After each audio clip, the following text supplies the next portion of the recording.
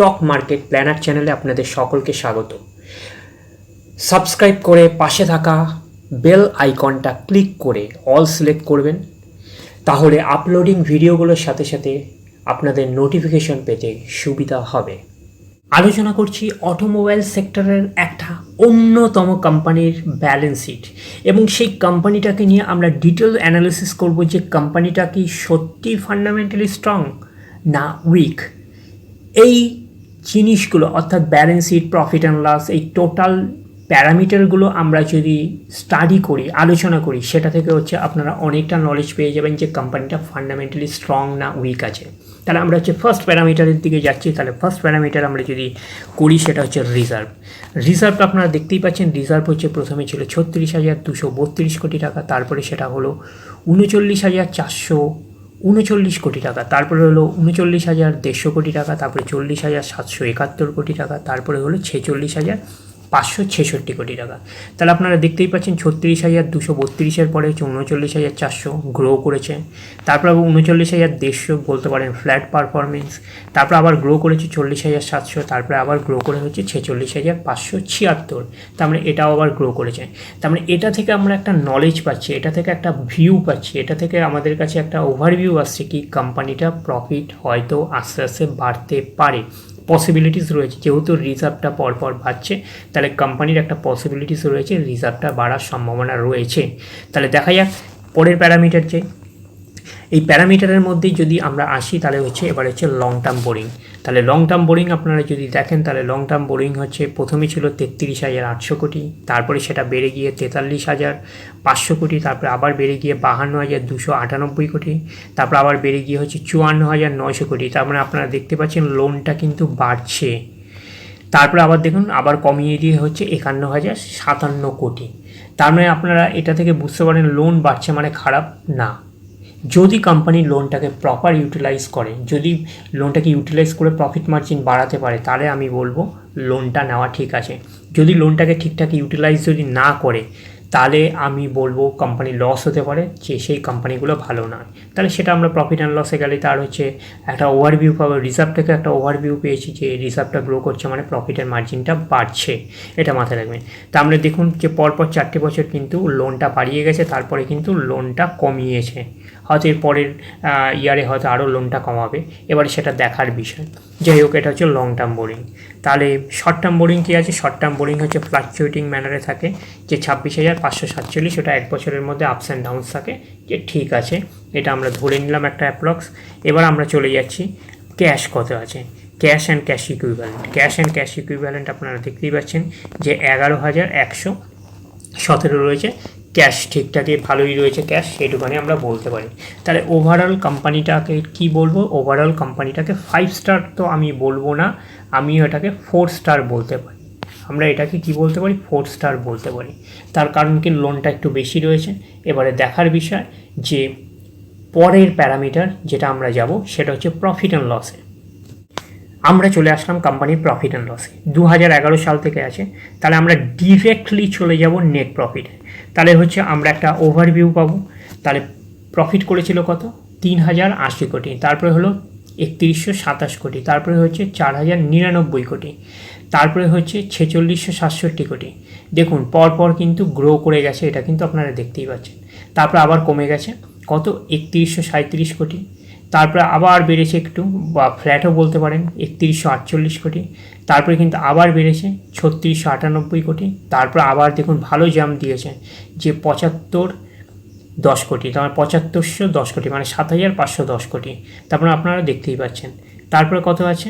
7,510 কোটির পরে সেটা আপনারা দেখতেই পাচ্ছেন যে 5,315 কোটি, তারপরে আপনারা আবার কমে গিয়ে দেখছেন 127 কোটি, তারপর আবার একটু বেড়ে গিয়ে 1,812 কোটি, তারপর আবার জাম্প করে আপনারা দেখতে পাচ্ছেন 6,577 কোটি।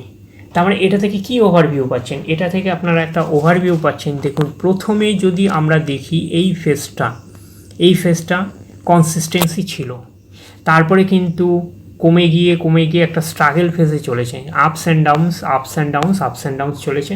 যেহেতু অটোমোবাইল সেক্টর আপনারা জানেন যে অটোমোবাইল সেক্টর 18 থেকে যদি আমরা ধরি তাহলে এটা হচ্ছে 22, 21, 20, 19, 18, যে এই রকম ফেজ থেকে তারা কিন্তু একটা স্ট্রাগলিং ফেজের মধ্যে চলছে।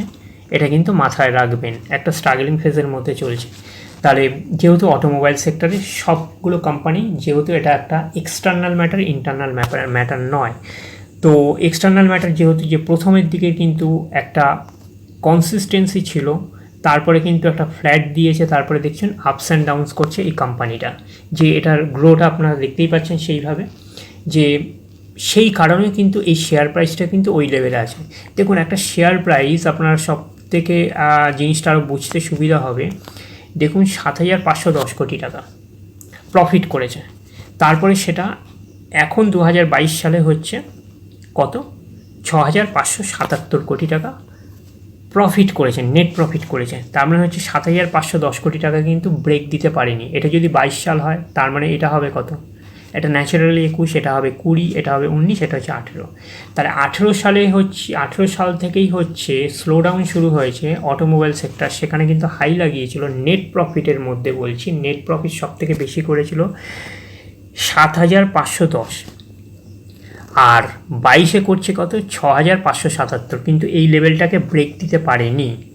এটা কিন্তু মাথায় রাখবেন যে যতগুলো পারফরমেন্স আছে, যদি আপনারা প্রফিট রেঞ্জে থাকেন, তাহলে প্রথমে আপনারা বলবো প্রফিটের মধ্যে এইটা 1 নম্বরে আছে, তারপরেই হচ্ছে এটা 2 নম্বরে, কিন্তু এই রেঞ্জটাকে ব্রেক দিতে পারেনি।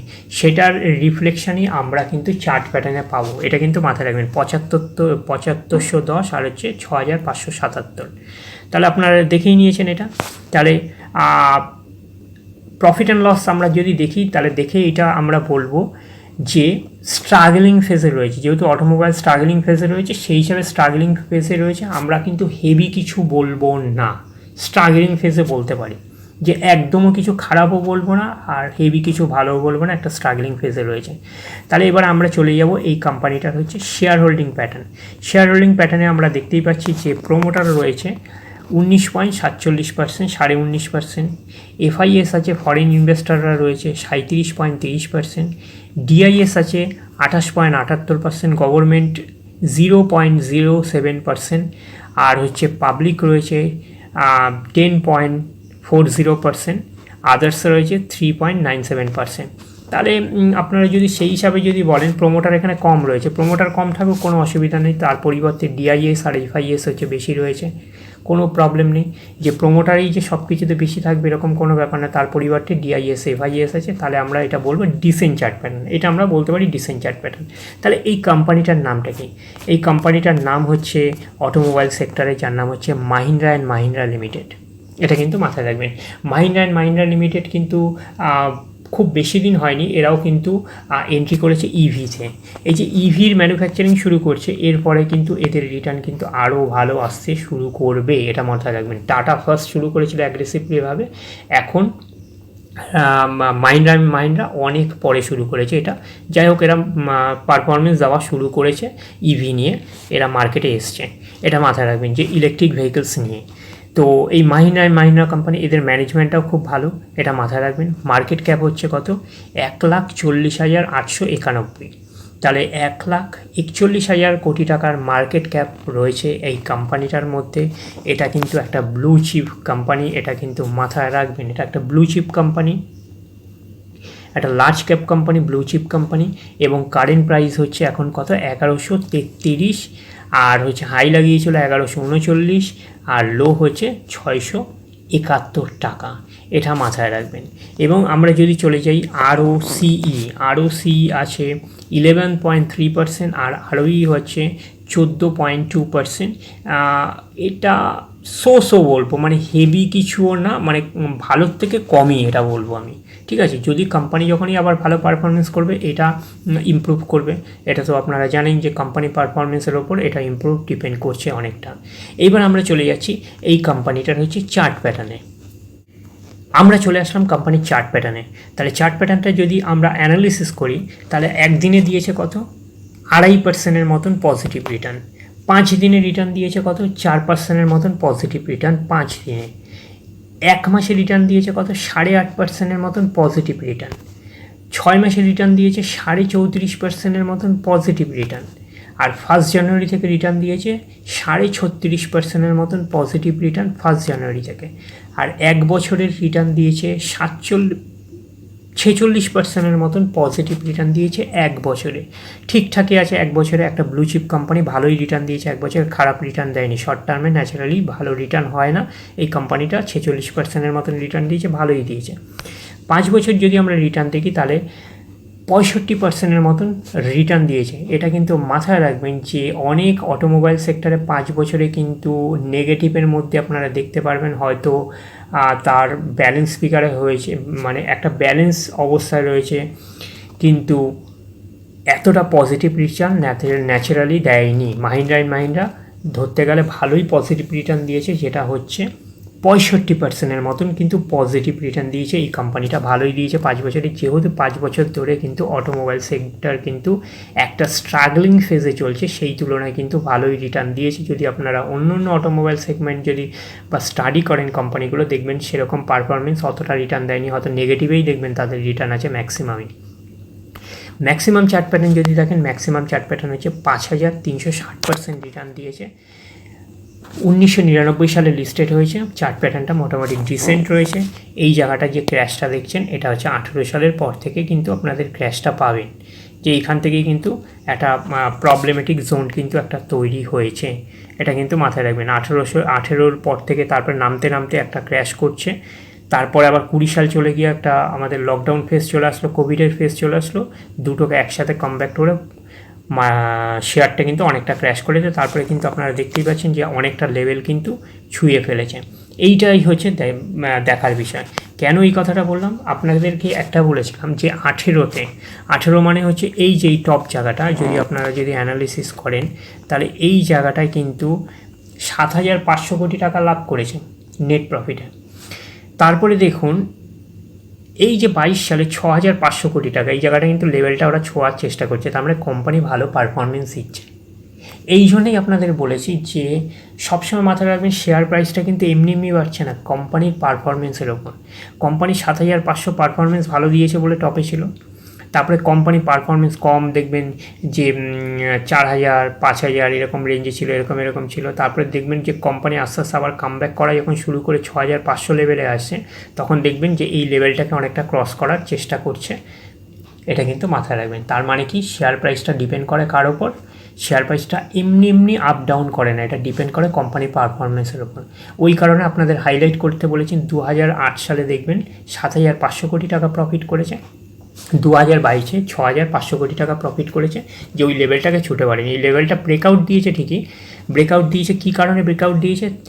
কেননা অনেকেই এক্সপেক্ট করছে যে ব্রেকআউটটা দিয়েছে, যে প্রফিট মার্জিনটা পরের ইয়ারে আরও ভালো হবে, হয়তো 7500 কে তারা ব্রেক করে দেবে, সেই কারণে কিন্তু এতটা ব্রেক করে ফেলেছে। তার মানে আপনারা বুঝতে পারছেন যে এই যে শেয়ার প্রাইস বাড়ে হচ্ছে কোম্পানির পারফরমেন্সের উপর, সেটার প্রমাণ কিন্তু আপনাদের আমরা দিয়ে দিলাম এই ভিডিওতে।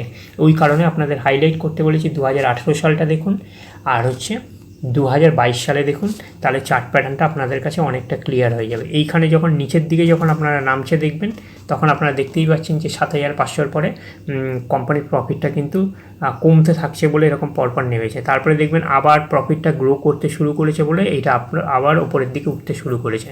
হ্যাঁ, এবার আপনাদের মনে একটা কোশ্চেন থাকতে পারে যে 7500 প্রফিট করেছিল নেট প্রফিট 2018 সালে, কিন্তু 2022-এ কিন্তু 7500 করেনি, কিন্তু এই লেভেলটাকে ব্রেক করে গেছে কেন? এটা একটা কোশ্চেন, এটা আপনাদের ভালো একটা বড় কোশ্চেন একটা থাকতে পারে, এটা নিয়ে একটা কনফিউশনস থাকতে পারে, সেটারও আপনাদের সলভ করে দিচ্ছে। যে এই জায়গাটা হচ্ছে 6500 রেঞ্জে রয়েছে, এই জায়গাটা 6500 রেঞ্জে রয়েছে, কিন্তু 7500 রেঞ্জের টপটাকে এরা কিন্তু ব্রেকআউট করে বেরিয়ে গেছে। এই সময় 2018-তে প্রফিট করেছিল 7500, অ্যাপ্রক্স 7500 কোটি টাকা অ্যাপ্রক্স প্রফিট করেছিল 2018 এই টপ লেভেলে, কিন্তু 22-এ প্রফিট করেছে কিন্তু 6500 কোটি টাকা।